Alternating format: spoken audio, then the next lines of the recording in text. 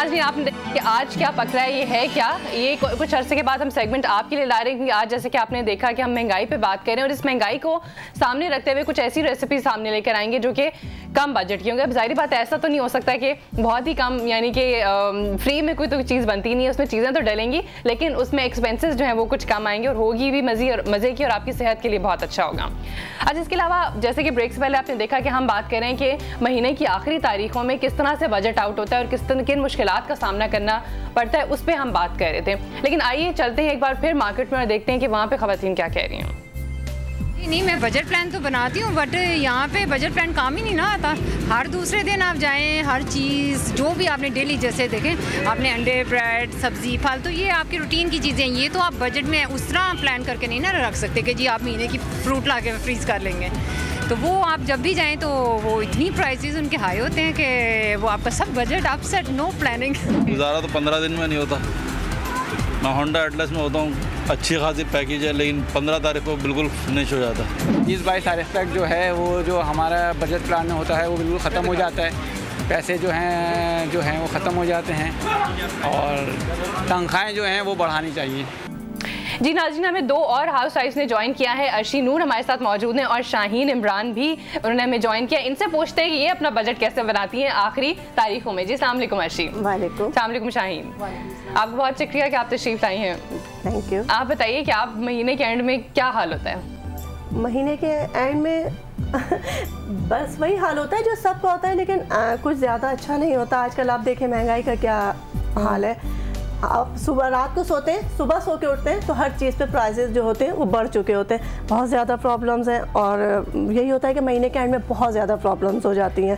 हाँ शाहीन, आप बताएं आपको क्या प्रॉब्लम्स होती हैं? प्रॉब्लम तो सबको ही होती हैं लेकिन सबकी थोड़ी सी ना मुख्तलिफ, हर कोई मुख्तलिफ एंगल से देखता है। आपके क्या होता है? यही कि हर चीज़ पे दाम इतने बढ़ गए हैं कि अगर हम कवर करना भी चाहें तो नहीं कर सकते।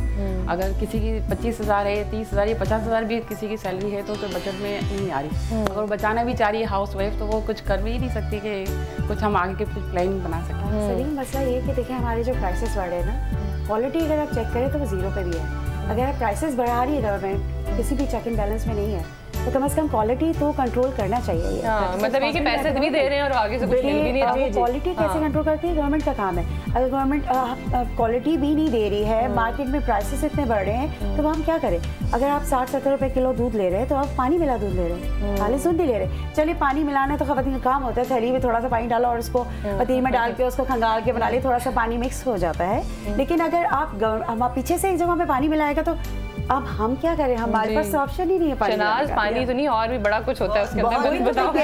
और हमें तो ये मालूम ही नहीं होता जो दूध हम तक जब आता है वो हमारे घर में तो वो कितने दिन पहले से वो वहाँ से जहाँ से ये दूध मतलब डिस्ट्रीब्यूट होता है वहाँ से कितने दिन पहले से वो दूध चलता है तो वो हमारे हफ्तों बाद वो हमारे घर पहुँचता है। और वो खुला पड़ा होता है, उसके अंदर क्या कुछ डल गया, जिस तरीके से वो मतलब वो वहाँ पे सप्लाई दे रहे होते हैं। आप वो देखिए, वो चीज़ जाके देखिए। तो मेरे ख्याल से अगर हम एक दफ़ा सिर्फ ये देख लें जहाँ से दूध सप्लाई हो रहा है तो शायद हम नेक्स्ट डे कभी दूध हम यूज़ ही नहीं करेंगे। और मतलब 70 रुपीज़ किलो आप ये देखिए दूध, तो बहुत ज़्यादा मतलब हमारे मुल्क के लिहाज से आप सोचिए, हमारा मुल्क एक बहुत ज़्यादा तरक्की पजीर मुल्क नहीं है। तो उस लिहाज से आप देखिए तो बहुत ज़्यादा मतलब आप बिल्कुल आपने सही कहा कि क्वालिटी जो है वो बहुत नीचे जा रही है। क्योंकि यहाँ लोग ये कहते हैं कि मुश्किल से हम, कितने लोग मेरे पास फोन है उन्होंने कहा कि बच्चों को स्कूल से निकाल दे क्योंकि बजट नहीं मैनेज हो रहा। अब वो खाने पीने पे खर्च कर रहे हैं और ऊपर से जो खाना पीना वो खा रहे हैं वो भी से खाने के काबिल नहीं है। मुर्गी जो है वो कहते हैं कि जी टीकों वाली है। अब सारी टीकों वाली मुर्गियां खा के क्या चीज़ पे बजट उन्होंने ज़्यादा बढ़ा दी। मैं आपको छोटी सी एक मिसाल देती हूँ। ये दूध की जैसे बात करी इन्होंने, तो ये भैंस बाड़ा जहाँ पर है वहाँ पर हम एक सर्वे के लिए गए थे। आप यकीन कीजिएगा कि वहाँ पे जो डिब्बे में दूध डाल रहे थे ऊपर जो कपड़ा रखा था उसमें इतनी मक्खियाँ थी, कुछ ठंडा था। यकीन करें, मैं तो कहती हूँ कि मुझे तो दूध को देख के उबकाई सी आने लग जाती है कि अल्लाह लोग किस तरह से वहाँ से सप्लाई करते हैं, किस तरह से आता है। अब डॉक्टर ने मुझे एक दफ़ा कहा कि आप दूध पिए, मैंने कहा नहीं मैं दूध नहीं पीऊँगी। इसलिए मैंने कहा नहीं, क्योंकि अपनी आंखों से जब तक ना देख लिया जाए ना, जब तक तो चले कहते हैं ना मक्खी गिरी भी इंसान खा लेता है, लेकिन जब अपनी आंखों से इंसान देख ले कि यहाँ पे ये कुछ हो रहा है। अच्छा, एक जगह था वो हमें हैरत हुई, वहाँ पे लोग किस तरह से ले रहे थे कि एक दही वाला किसका था और उसने उसकी शॉप जो है ना वो ओपन थी। अच्छा, उसने जो परात के अंदर जो दही जमाया हुआ था, और आप यकीन करें कि वो जो दही था वो मुझे नजर नहीं आ रहा था, उसके ऊपर मक्खियां बिल्कुल ऐसे लगी हुई थी ना, और उसके बाद वो उड़ाता जा रहा है और भी डालता जा रहा है, लोग भी खड़े हुए और डालते डलवा रहे हैं, कुछ नहीं कहते लोग, और मतलब लोगों को फर्क ही नहीं पड़ा कि वो क्या कर रहे हैं। अगर लोग कुछ कहने लगेंगे तो किस चीज को यूज करेंगे, आप मुझे सिर्फ ये बताइए। अगर करने लगे लोग, ये कहने लगे कि मतलब इस चीज को हम नहीं लेंगे, अगर वो किसी भी चीज पे ऑब्जेक्शन करते हैं तो आप ये सोचे वो खरीदेंगे क्या? क्योंकि कोई भी चीज ऐसी नहीं है जो हमारे सेहत के उसूलों के मुताबिक हो, कोई भी चीज ऐसी नहीं है। छोड़ दें, पानी भी अगर हम पीते हैं, फॉर एग्जांपल हम पानी भी पीते हैं, वो भी पैसे से ही आता है। अगर हम दूसरा पानी भी यूज करते हैं जनरली, तो उसमें हम बीमार हो जाते हैं तो डॉक्टर के पास खड़े हो जाते हैं, और फिर तो और डॉक्टर की फीस, वो डॉक्टर की फीस अलग होती है। यहाँ पे छोटी छोटी मैं कॉल लेना चाहूंगी, बहुत सारे कॉलर्स हैं। जी अस्सलाम वालेकुम। हेलो अस्सलाम वालेकुम। वालेकुम अस्सलाम, कौन बात कर रही है और कहाँ से? शगुफ्ता बात कर रही हूँ कराची से। जी शगुफ्ता, कहिए महीने के आखिर में आपके बजट का क्या हाल है? महीने के आखिर में मेरा बजट भी और लोगों की तरह मुतासिर होता है, और सबसे पहली बात तो ये कि हमें थोड़ा सा ना शुरू के मंथ में ऐसा स्टार्टिंग में ये कर लेते हैं कि जैसे थोड़ा थोड़ा जो भी बड़ा सौदा कुछ उठाया है तो कुछ है, तो जो भी उसमें छोटा सा अमाउंट बचता है वो मैंने बॉक्स बनाया हुआ उसमें डाल देती हूँ। ठीक है, ये तो बहुत अच्छा करती है। बचता रहता है तो वो जो आखिरी के दिन होते हैं ना, बिल्कुल आखिरी वाले जो जिससे हम लोग कहते हैं कड़की के दिन चलते हैं। हाँ, कड़की। तो सही आपने कहा कि कड़की के दिन जो है ना वो बड़े बुरे होते हैं। बहुत शुक्रिया कॉल करने का। नेक्स्ट कॉल की तरफ आती हूँ। अस्सलाम वालेकुम। हेलो अस्सलाम वालेकुम। जी वालेकुम अस्सलाम।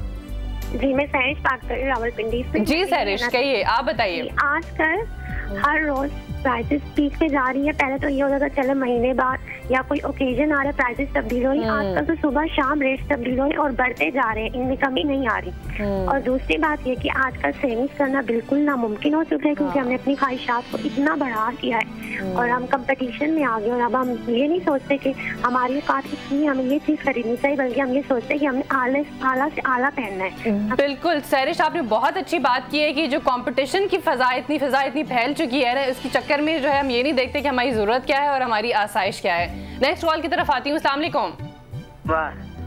जी कौन बात कर रही है? हेलो जी मैं रजिया बात कर रही हूँ। जी रजिया, कहिए। हाँ माशाल्लाह अच्छा प्रोग्राम जा रहा है, और वाकई हकीकत बात है कि महीने के एंड में तो बहुत ही कड़की आ जाती है। इतने परेशान हो जाते हैं कि घर के सौदे वगैरह भी नहीं ला सकते हम लोग। इतने कम पैसे, जाहिर सैलरी इतनी कम हो गई है। आप जाहिर मेरे बच्चे कढ़ाई का काम करते हैं तो इतनी कढ़ाई के काम ज्यादा चल नहीं रहे, कंप्यूटराइज आ गए, तो उसकी वजह से बहुत परेशानी है। बिल्कुल, बहुत शुक्रिया। मैंने सुना है आप और भी दूसरे प्रोग्राम शुरू कर रहे हैं, मुबारक हो आपको। बिल्कुल, थैंक यू वेरी मच, बहुत शुक्रिया रजिया कॉल करने का। इसी के साथ ही ब्रेक का वक्त हुआ है, ब्रेक की तरफ चलते हैं, ब्रेक से वापस आएंगे, इसी पे बात करेंगे कि महीने का एंड, उसकी आखिरी तारीखें, तनख्वाहें अभी तक आई नहीं, और क्या इस वक्त जेब में पैसे हैं कि नहीं, अगर नहीं है तो क्या लाएमल तैयार किया जा रहा है, बात करेंगे ब्रेक के बाद।